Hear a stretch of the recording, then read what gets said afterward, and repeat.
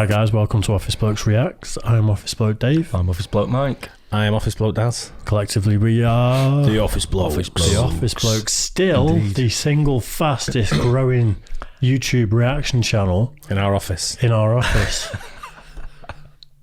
The only reaction channel in our office. Prove us wrong. Yeah. Yeah, and a couple of weeks ago, maybe 3 weeks ago by the time this comes out, we launched a Patreon channel. Channel. Go to patreon.com, key in Office Blokes Reacts, and we are there with loads of different tiers. Starting at just £1.50. We've got block content, early access, exclusive stuff. So go along there and support our channel, which is great, which we really appreciate all the support you've given us. So go and have a look at that.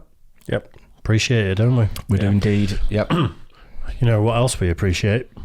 Bill Or Burr. who else? Bill Burr. Yeah. Bill.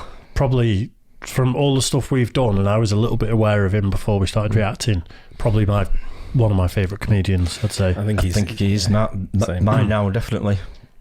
He's up there for me. Is exactly what I want. Gritty, taking the piss, quick-witted. Do you know, in a world that we live in now where there's too many snowflakes and you take the piss out of someone, they get offended, and it's gone crazy at the moment in England with all the stuff that's been going on at the football and different things that's doing my head in.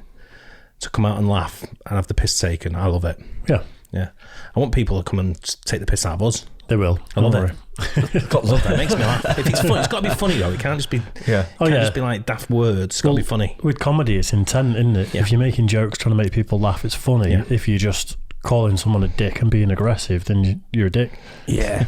But anyway, so yeah, Bill Burr, Black Friends, Clothes and Harlem. I'm not sure I've heard this bit. I've not heard this one. He's looking like a young, handsome gentleman. He is just a bit, He's Must not be a baldy, while is he? ago, but... Show me baldies. Who said that? Mike. Like, get. Actually, I got a couple of friends of African persuasion. And, I got to get rid of them, man. I'm finding I'm spending too much money on clothes hanging out with them. Because I got to, fucking try to keep up with their wardrobe. It's like every time they go out, they got all brand new shit on. All brand new shit. So when I show up with my white version of brand new, which is, I ironed the shit, right? I ironed it, right? It's new. They just start trashing me. I can't keep up with them, man. They got fucking 58 pairs of sneakers. Ever notice that shit? Every color fucking Timberland. And I don't give a shit what fucked up color their shirt is. They got a pair of shoes to match it and a hat. It's true, isn't it? It's like a rule or something. They're the worst. Even when you wear some new shit, there's some sort of rule that you gotta space out the amount of time within which that you wear it.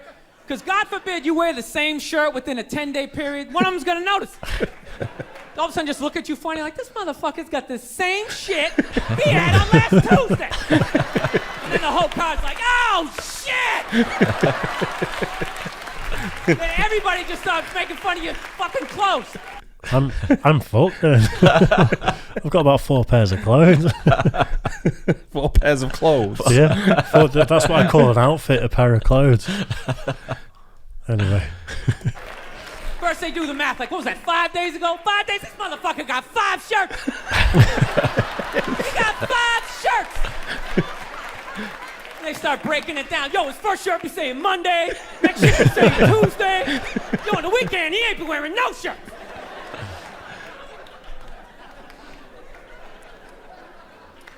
I'll tell you, it's actually funny. You know what? That's actually how I judge black guys now. When I first came to the city, all black people scared me. No, I was the typical white dude from the suburbs, you know what I mean? Had no frame of reference, So my only frame of reference with black people was remember those early 90s gangster rap videos? Throw the fucking LA riots in there, man. It was fucking horrible PR. I'm watching the videos, he's got a nice car, he's got all the women, and he's still fucking mad. These black dudes are never happy. But after 10 years of living in the city, this is how I narrow it down. Whether a black dude scares me or not. Black dudes with dirty sneakers scare the fucking shit out of me. No. I figured out in my head, because I know from hanging out with them, that's the last shit that they're gonna let go, the immediate shit that they have on. So I think, if his sneakers are fucked up, that means his life is fucked up. Every time he leaves his building, the whole neighborhood, oh, shit! Everyone starts making fun of him. He's on the train in a bad mood. I kind of have this howdy-doody, kind of mug me kind of face. I'm not saying something's gonna happen, I'm just saying, I'm paying attention. So I've been seeing this girl recently, this black girl, right? She lives up in Harlem, you know, gone out like 3-4 times, you know. First time we hung out like the Village area in New York, you know, which is sort of like a racially mixed area. So shit was cool, you know what I mean? Second time we hung out was more like Midtown, you know. Then the third time, she called me at like 3:30 in the morning, and she wanted me to come up to her apartment, right?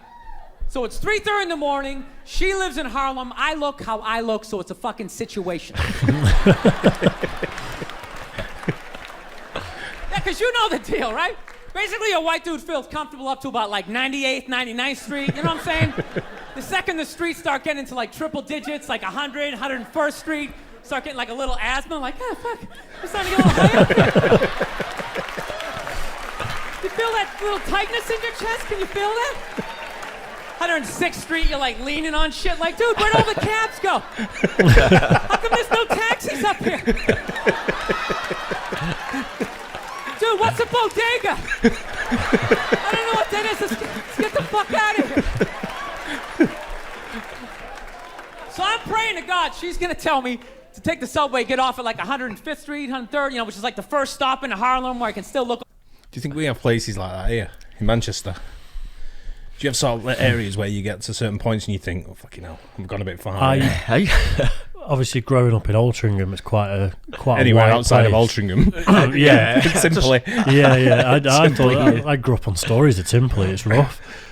So it's not like that anymore. Mike's from Timpley. I always, obviously, like Moss Side is the closest place to here that's a sort of predominantly black or you know, significantly more than other towns. Yeah. I never went there until I went to uni, and then suddenly it's like, actually, it's not too bad. Yeah. You know, it's just never got mugged there. I guess I lived in that area that no one wanted to go to. Oh, did you? Oh yeah, I never went to Widdenshaw. I was Ben Chill, so it was like, you know, no one wanted to go there. Yeah. Always had a bit certain reputation, I suppose, didn't it, Wythenshaw? Yeah. Isn't Wythenshaw, stay clear of it. Isn't Wythenshaw like Paul White though? Or wasn't it back council. then? It's council projects. Yeah. Yeah, but it was like it's the biggest council estate in Europe, isn't it? Yeah, that's So right. how Yeah, true yeah, that is. huge area. Yeah, massive. Yeah, I was right in the middle of it. Yeah. like 8 miles every way. I was still in Wythenshaw. That's who we were trying to avoid when we were growing up. Yep. Police didn't even come where we lived. So when you lived in America, have you been anywhere like is Harlem? I've been to bars in Manhattan where you're on like 91st, 92nd, and then someone says, "Oh, we're in another bar," and you come down, it's on 96th Street, and you're thinking, "We're getting a bit high up." Yeah. So, It's like what he's saying. Exactly what he's saying. Yeah. So what's the highest number street you went on then? Me, I've been to Harlem. Have you? Yeah, I used to do a lot of business around there. With customers were in there, so a lot of the African traders were up there. Yeah. So I used to visit them there. Oh, fair enough. Yeah. From my shoulder and see like all the white people like disappearing over the horizon, you know? But she goes, no, man, you want to get on the Uptown 2-3 train, you want to get off at 125th Street. I'm like, God, fuck 125th. Jesus Christ, that's like right in the middle of everything. I'm going to be surrounded on all 4 sides. I can't fucking do this. So, at this point, I'm really trying to hide like the bitchy tone that's starting to creep into my voice, you know? And I'm trying to ask for really specific directions for when I get up there, because I want to know exactly where I'm going. So she starts naming the streets I have to go down, and every other street up there is named after like a black leader, you know? She's like, make a left on Adam Clayton, take a right on Frederick Douglass. I'm like, God, fuck Adam Clayton. Yo, dude, go on the internet, look up Adam Clayton. Did he kill a bunch of white people during the slave revolt? Dude, I ain't going up there till I know what Adam Clayton did. Fuck this shit. So at this point, I'm really having a battle with myself. Because I'm thinking I can't do this, right? I'm like, I can't do this, but my dick's going, no, come on, man, we can do this, all right? Just relax. Pull yourselves together and get on the goddamn train, right? So as always, I listen to my dick. Oh yeah, I get on the train. By the time I get up there, it's like 5 or 4 in the morning, right? I'm staying on like Malcolm X and like Danny Glover or some shit, right? I don't even know who the hell I'm at. But I sit see the street I want to go up. I want to go up St. Nick. I can literally see her apartment building, but there's like 5 or 6 black dudes standing right on the corner, right where I want to walk by. I'm like, fuck! Felt like I was on like some reality show at that point, like some sort of like white guy survivor. It was ridiculous.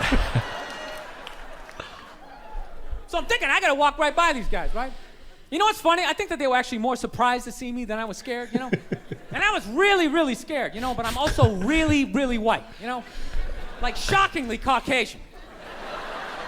You know what I mean? Like if you're not ready for me, I can like surprise you. No, especially if you live up there. You've probably seen a white person for hours, possibly days. So when I show up, it's almost like magical, like a leprechaun came out of nowhere, you know?